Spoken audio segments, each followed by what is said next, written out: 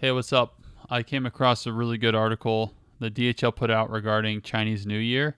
I know no one wants to think about that right now because we're just trying to finish up 2021, but it's good to think about, and definitely when you get back in January, if you haven't already, make some plans. So I'm not going to read the whole thing because honestly, who wants to read? But I have highlighted a couple things I think are good to go over. So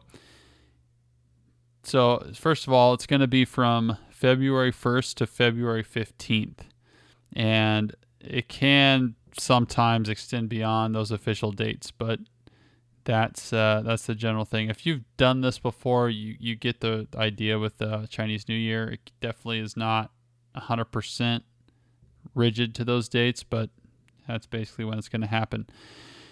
All right, understanding your supplier's plans. So I think this is important. So definitely communicate well with your supplier. I'll just read this. It says if your suppliers have operations in countries where Chinese New Year is celebrated, you must understand their exact plans for closing and reopening around the holiday. Stay in contact. Know when suppliers will stop accepting orders in advance of shutdowns, and understand how their operations will come back online.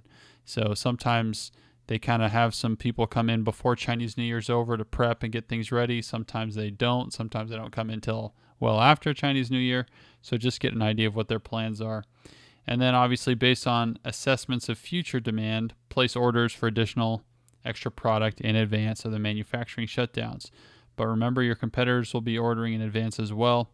So short-term surge in production demand may create delays. So it's just critical to work closely with your suppliers.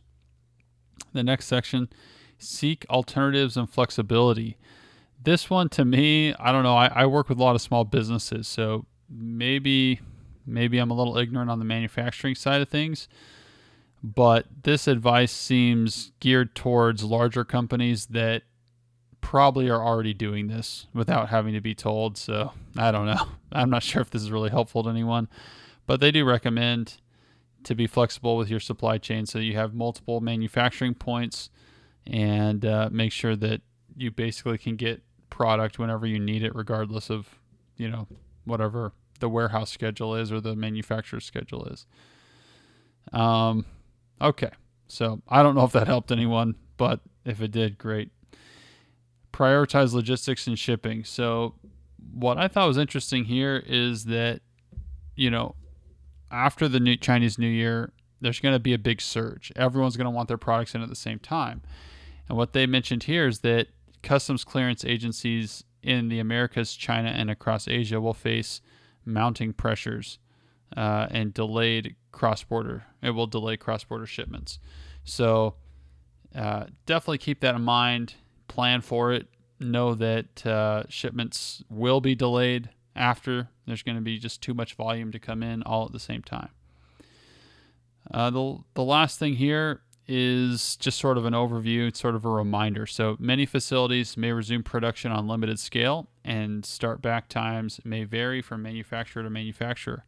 As a result, continuing delays into the month of March should be anticipated, kind of like we just said.